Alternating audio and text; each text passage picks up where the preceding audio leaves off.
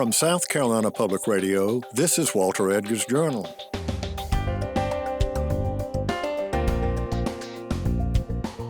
I'm Walter Edgar, welcoming you to our podcast series about South Carolina culture and history, with a nod to all things Southern. Today, Alfred Turner and I will talk with Steve Procko, author of Captured Freedom. Captured Freedom is the true story of 9 Union prisoners of war who escaped from a Confederate prison in Columbia, South Carolina in November 1864. They traveled north in brutal winter conditions, more than 300 miles, with search parties and bloodhounds hot on their trail. On that difficult journey, they relied on the help of enslaved men and women as well as Union sympathizers before finally reaching Union lines in Knoxville, Tennessee on New Year's Day, 1865. On that day, hoping to commemorate what they had accomplished, the 9 officers and 3 mountain guides found a local photographer and posed together for a photograph. That instant, frozen in time, showed 12 ragged men with determination strong on their faces.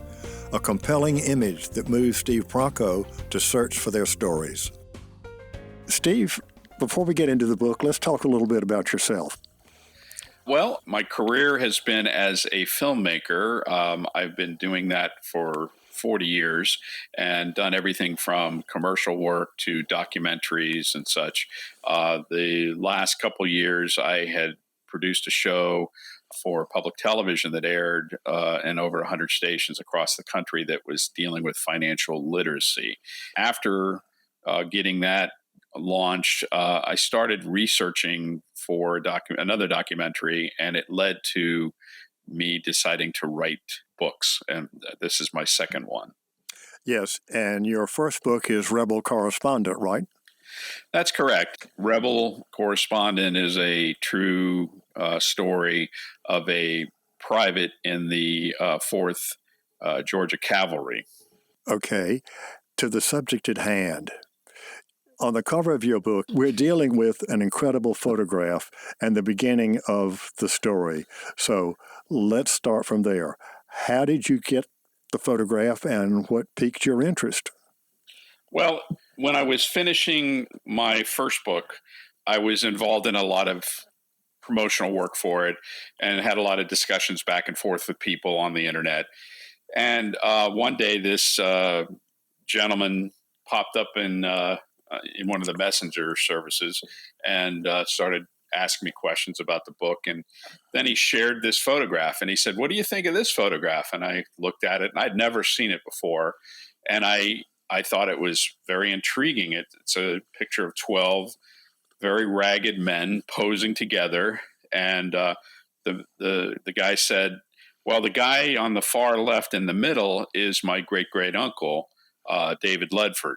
And he was helping a group of Union soldiers escape from prison in Columbia, South Carolina, and make their way through into the North Carolina mountains in the middle of winter, eventually crossing over Union lines and making their way to Knoxville, Tennessee."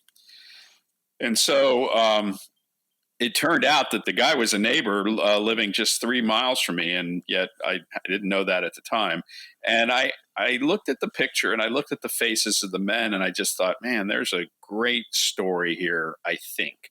And so I kind of said, "Do you mind if I dig into it a little bit further and try to get, proper identifications on all of the men?" And so that's what led to the beginning idea for what became Captured Freedom.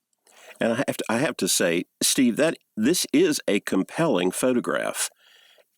Even before you find out everything these men have been through, and that, of course, is part of the story of the book. Their dress, their demeanor, the looks on their faces. They're not in uniform of any sort that I can tell, although they may be wearing pieces of uniforms. But the look on their faces, it's just compelling. Yeah, they've definitely been through a lot. You can tell from that. And interestingly, of the 12, 9 are Union officers. 3 are guides from North Carolina that they met along the way that then continued with them and helped them to freedom in Tennessee. That's what I felt too. And then the other thing is, when you look at a picture like this that was taken 150 plus years ago, you kind of like have a bias of how old are these guys? You know, they all look kind of ragged and old. You don't get a perception of age, I think, because we're used to our society and what people look like today. But for the most part, these guys are all in their 20s. There's even one of the guides who's only 14 years old. And as I started to peel away the layers and find out the stories on each of these men and their guides, it was apparent that this was a story that was meant to be told. You know, they have that saying, every picture tells a story, and this picture had many stories to tell. Well, what I found fascinating is once you began to track down the photograph, it's misidentified in the National Archives, Library of Congress. It's misidentified in a Chicago collection, Confederate POWs. That was definitely interesting, especially with Chicago, in getting that information that they were identifying them as members of Morgan's Raiders who had been housed at Camp Douglas in Chicago. So that was the reasons, I believe, that they had that identification. But it led me to reach out to them, and of course they were pushing back right from the start and saying, you have to show us proof to, make us believe this, which I did. And the reason the Chicago connection was there was because of one of the men in the picture. The guy in the bottom left, his name was Mark M. Bassett. And after the war, he became a lawyer, and then he became a member of the Illinois legislature and then a two-term senator, state senator from Illinois, and was very involved in Chicago. And it also is another full circle aspect of the story. One of the prisons that they first were housed in was in Richmond, and it was called Libby Prison. Libby Prison was in the late 19th century purchased by a Chicago candy maker who was a Civil War buff. He took apart the prison in Richmond brick by brick and shipped it by train to Chicago and reassembled it and made it a Civil War museum around 1889. And for about 10 years, it actually pulled in a pretty good number of people. And so that gentleman, Mark Bassett in the bottom left, lent this picture to them to display in the museum. So that's the Chicago connection to this picture. And of course, the Libby prison in Richmond was an old tobacco warehouse. It was one of most Civil War prisons, north or south, were notorious, but Libby was that. I want to briefly tell where these guys were from, because the Union officers were from all over the Union. Iowa, Kentucky, one was with the 19th U.S. Colored Troops, West Virginia, and those guys from Iowa had actually been captured in Mississippi much before they ended up in South Carolina. As you mentioned, they were in Richmond, but as the Confederacy began to collapse, the Confederacy began to send POWs from different parts of the South to South Carolina. There was a big prison in Charleston. There was a very large prison camp in Florence, South Carolina, after Andersonville, one of the largest prison camps in the Confederacy. And there was Camp Sorghum in Columbia, which, as you pointed out, really wasn't officially a site. And I think we need to talk about Camp Sorghum a little bit, because that's where all of these guys, except one, ended up getting together. The progression was that these soldiers were not captured together. They were all in different regiments, as you mentioned. And so, therefore, they ended up in different places. About half of them started out in Libby. And during their time in Libby, there was an attempted raid on Richmond to try to free them.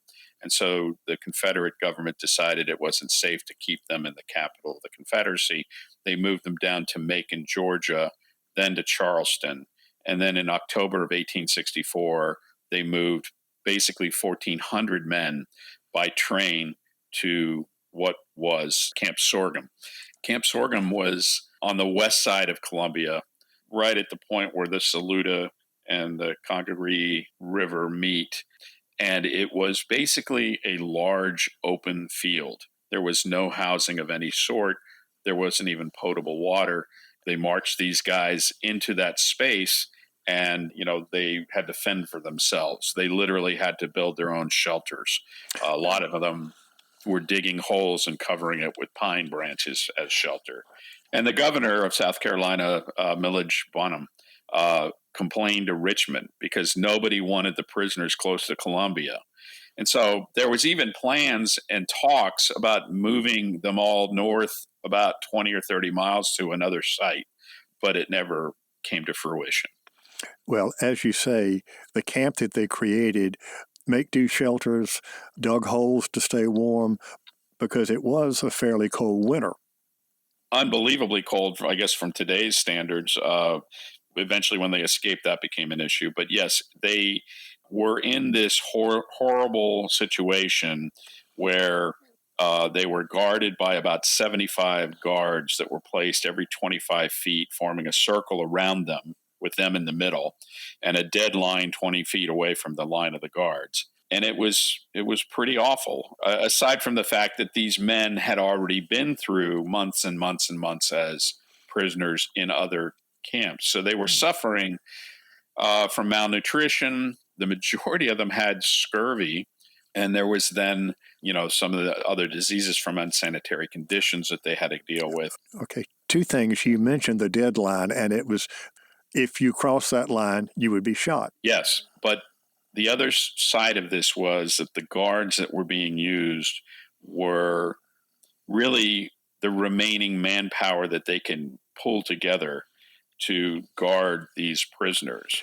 It was a pretty leaky prison. Yes. In fact, some over 3,000 Union POWs escaped in South Carolina in the last months of the war. Yeah, and from Camp Sorghum, which really only existed from October to December, really just over 2 months, there were over 300 men that escaped during that time. And the reason that it was called Camp Sorghum by the prisoners was because of the diet they were fed. Yes, the diet, by now, at this point in the war, both sides had issues with how they were treating prisoners. And I think part of it came from the fact that neither side expected to have these numbers of prisoners to have to contend with. So by the time Camp Sorghum came around, they were supplying the prisoners with an incredibly meager amount of food. One of the things was sorghum syrup, which they provided each prisoner approximately a cup a day. Problem was that these men, many of them didn't have cups, so they literally cupped it in their hands in some cases. They were given rancid meat, like salt pork, and usually poorly made cornbread, a chunk of it that was made for them. And it wasn't every day that they can expect that. So these men were starving. And the only thing that really helped them was the fact that there were settlers from Columbia selling their wares, most of it being food, to the soldiers if the soldiers had money to buy it. And they also had a system that wasn't perfect, but it did supply packages sent from the north by the families and friends of the prisoners that were oftentimes food-based items. And so that's kind of how they survived with food. It wasn't a good system. All right. And in December, you mentioned they move into the edge of the city of Columbia by the state asylum. It was a situation where one of the higher-ups out of Richmond came down and saw the conditions at Camp Sorghum and decided right then and there they needed to move these prisoners into a safer situation. And so Camp Sorghum came to an end. It was General John H. Winder was the general from Richmond. He was pretty much in charge of the entire prison system for the Confederacy, and he moved them to what was the old insane asylum in Columbia, and that camp became known as Camp Asylum. And that's where other prisoners came, and the group that would flee from Columbia congregated. They coalesced. They coalesced. Yeah. Yes. Yeah. The men in the picture They escaped at different times in November of 1864. And the first of them to escape escaped in a group of 9 men, and they made their way up the Saluda River watershed towards North Carolina with the ultimate goal of reaching Union lines in Tennessee.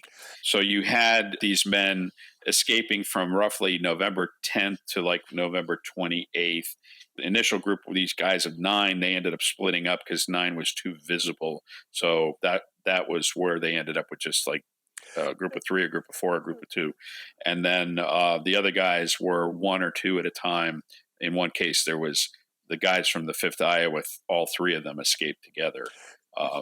And they knew, the prisoner underground knew that Western North Carolina, for the most part, was pro-Union, very contested, but that's where they were hoping to find certain maybe guide or sanctuary to get over the mountains into East Tennessee and Knoxville, where there were Union forces. Yeah, and they made their way up to what is Transylvania County, which is south of Asheville. Was the first batch of prisoners, and there they found a sheriff of the county who was a Unionist, but at the same time he was a member of the Home Guard. So he was actually spying on the Home Guard, knowing where they were and where they were looking, and was able to move the prisoners around and prevent them from being captured. He had a whole, you could call it an underground railroad for prisoners that had escaped, and would point them and have men help them through, the mountains. One of the men there was Joseph Sisson, and he's one of the men in the photograph. He was the first of the guides that they came across, and then they ended up going. Some prisoners ended up going north, in other groups, in getting to Knoxville by going around what would be present day Smoky Mountain National Park. But these guys went due west, and so they went from Transylvania County down into Cashier's Valley, where the 14-year-old boy lived, and then across to the far western part of North Carolina, which is Hayesville, Murphy, North Carolina, where they picked up the third guy. Ledford was his last name. And that was another mystery in this picture, because this whole picture came to me because a descendant of what was described as David Ledford was in the photograph. And it turned out right away that I discovered that wasn't David, because the picture was taken on the 2nd of January, 1865, and David had been killed on December 11th, 1864. So it set about a whole thing of trying to figure out who this guy was. And it turned out that he was a cousin of David's. His name was Kit Ledford. Even today in that part of North Carolina, if you were pro-Union or pro-secession, there were hard and fast family lines that still don't speak to one another. They divide the cemetery. That's exactly right. Wow. The 14-year-old boy, his name is T.R. Zachary, Thompson Roberts Zachary. And his father, they came from a large family, and his father was a Unionist, but all his brothers were Confederates. And so his grandfather, who was living at the time, set up a rule that said no Unionist will be buried in our family cemetery. And so TR's father took a piece of land a quarter mile north of where that cemetery was and created a Unionist cemetery for the Zacharys. So there's 2 Zachary cemeteries now, Upper and Lower Zachary Cemetery, and you know which one you're in and who they supported in the war by being in either of those 2. Those who came from the asylum, a very cold winter, they go it's 360 miles that they journeyed from Columbia, South Carolina to Knoxville, Tennessee, in a very cold situation. In rags. They are pictured in rags because that's what they were wearing when they got to the Union lines. And they had already been issued new uniforms. Mm-hmm. And several of them decided, we're going to have a picture taken, not in our fancy uniforms, but in what we escaped. So, yes, they are in rags, and that's what they crossed the mountains in. I think they wanted to commemorate their success. Yeah. When they had that photograph taken.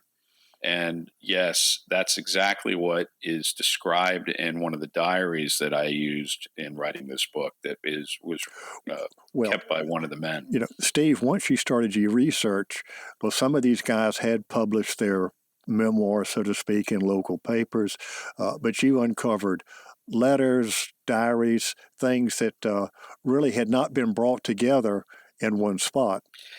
Yeah, and I would also look for the diaries of other prisoners because these guys were around them and they were mentioned in other men's writings. There was one gentleman in particular who was a member of the 5th Iowa also. The 5th Iowa was all captured at the Battle of Chattanooga. They took most of the regiment as prisoners. And one of the men, his name was Samuel Hawkins Marshall Byers. He's basically known as Marsh Byers. He was the adjutant, and he kept a diary and wrote several books after the war. He actually became very famous because while a prisoner at Asylum Prison, he coined the term Sherman's March to the Sea and wrote a poem about it just before Christmas 1864.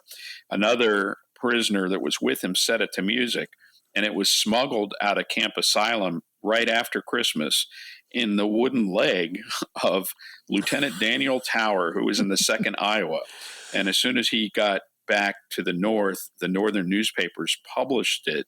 And it became, if you want to call it that, a top 40 Civil War hit immediately.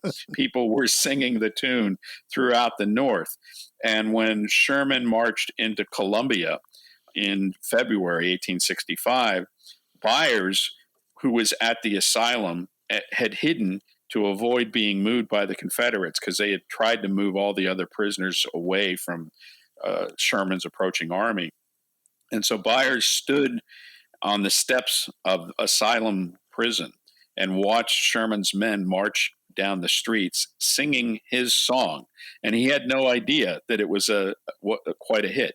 So he's an interesting character that's not in the photograph, but was connected to the men in the 5th Iowa and therefore wrote about them and the conditions that they all experienced together. And that was important to triangulate the story by looking at what other prisoners had written because they were all in the same places at the same time. And it allowed me to triangulate and kind of have a second source to confirm what happened. Well, you not only tell their story, it doesn't end in January 1865. Some of them kept in contact over time. Yeah, they all had lives after the war. One of them died in 1865. That's Thomas Young. He was a pretty young man, but he had contracted typhoid in the first year of the war and never really recovered from it. And he died in October of 1865 in Kentucky. But all of the other men, they all had interesting lives. I would say today we would say they all suffered from PTSD in some way or another. And some of the men experienced severe wounding in the war. One had been shot in the head and had constant headaches and things like that. So you had different levels of success. Some of them went on to be, as I mentioned, the one being a successful attorney and state legislator. Another one was a very successful retail merchant in the Dakota territories. He's Michael Hoffman, the one that had kept the diary that really helped me pin down a lot of the things that were going on in their escape. And then you had a guy that became a pharmacist, but 2 or 3 of them had definite problems, and their lives were never the same.